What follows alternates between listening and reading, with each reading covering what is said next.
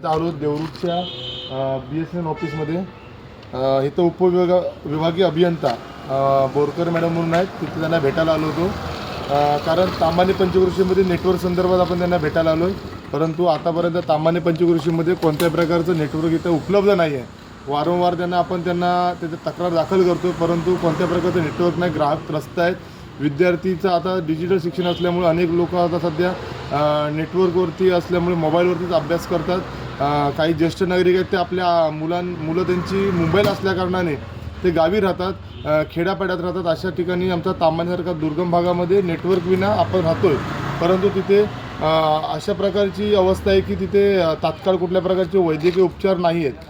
तरी आपल्याला महत्त्वाचा असा विषय होता की नेटवर्क ताम्हाणे पंचक्रोशीमधील ताम्हाणे गाव असू दे, उसगाव असू दे, नांदळज असू दे, शिवणे किंवा आंबवली असू दे किंवा फणसट, तुळसणी विभाग असू दे, निवे ह्या ताम्हाणे पंचक्रोशीच्या आजूबाजूच्या परिसरातसुद्धा ह्या नेटवर्क नाही आहे.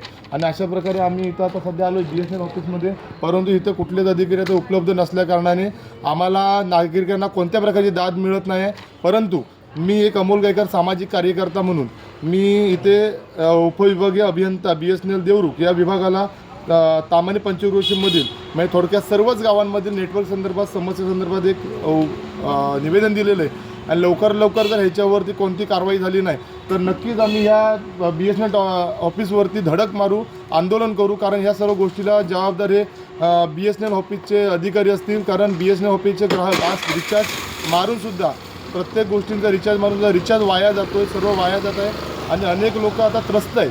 परंतु लवकरात लवकर ह्याच्यावर जर कारवाई झाली नाही तर ह्या ग्राहक म्हणून आम्ही सर्वच एकत्र येऊन आणि नागरिक एकत्र येऊन, ज्येष्ठ नागरिकांना एकत्र घेऊन, विद्यार्थ्यांना एकत्र घेऊन आम्ही लवकर याच्यावर मोर्चा काढू. अशा प्रकारचं मी आता त्यांना निवेदन दिलेलं आहे. धन्यवाद. अमोल गायकर, सामाजिक कार्यकर्ता, ताम्हाणे पंचक्रोशी.